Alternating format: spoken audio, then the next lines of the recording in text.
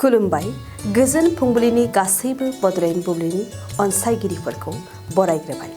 दिनै 17 मे बुधबारनि फानजामुथिखौ फरायसिनो लादों आं गेवलां हाज'वारिया। फानजामुथिनि गिबियाव दं मेष राशि। दिनै नोंथांनि मोजां सान, जेरावबो जै जानो हागोन। गोसोआव साननाय हनाय थांखिफोरा जाफुंसारनायनि मिजिं दं। बृष राशि। गुबुननि नोजोराव मान गैयै खालामजागोन। गुबुननि गाज्रि नोजोरखौ मिथिस्लाबनाय नङा। सानै हयै सोलिनाया नोंथांनि साबसिन। मिथुन राशि। गोसोआव गोबां रंजानाय खुसिया फैगोन।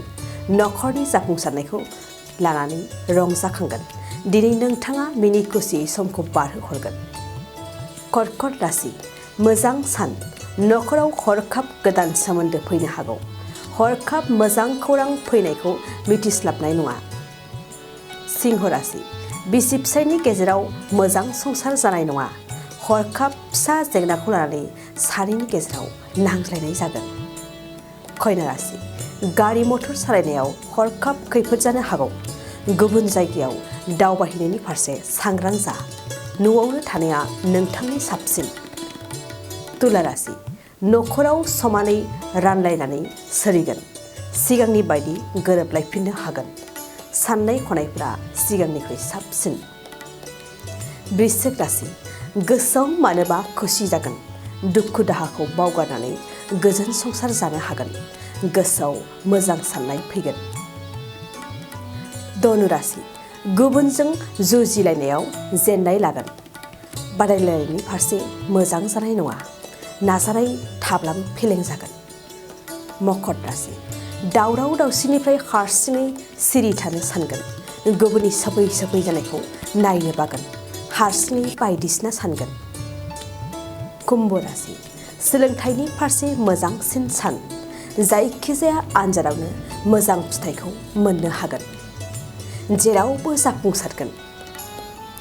मीन राशि। हरखाब गोसोआव गिनाय फैगोन। गिनाय मेवनाय गोसोजों जेबो खामानियाव आवगायनाय नङा। गोसोआव उसुखुथु जागोन। दिनै सानसेनि राशि फरायथायाबो एसेनोसै। आसा खालामो नोंथांनि दिनैनि साना मोजाङै मोजां थांगोन। बेखौ बड'लेण्ड बुब्लि नखरनिफ्राय मिजिंथिबाय। गोजोन्थों। थाखो 8, 9 आरो 10 नि फरायसाफोरनि थाखाय मोनसे गोनां फोसावथाय। इम्पल्स आसामआ नोंथांनि थाखाय होदों अनलाइन टिउसन एप्सनि सुबिदा। बर' आरो एसामिस मोन्नैबो बिजोंनि 8, 9 आरो 10 थाखोनि बिगियान, सानखान्थि आरो इंराजि आयदायाव अनलाइन टिउसननि सुबिदाखौ होगोन।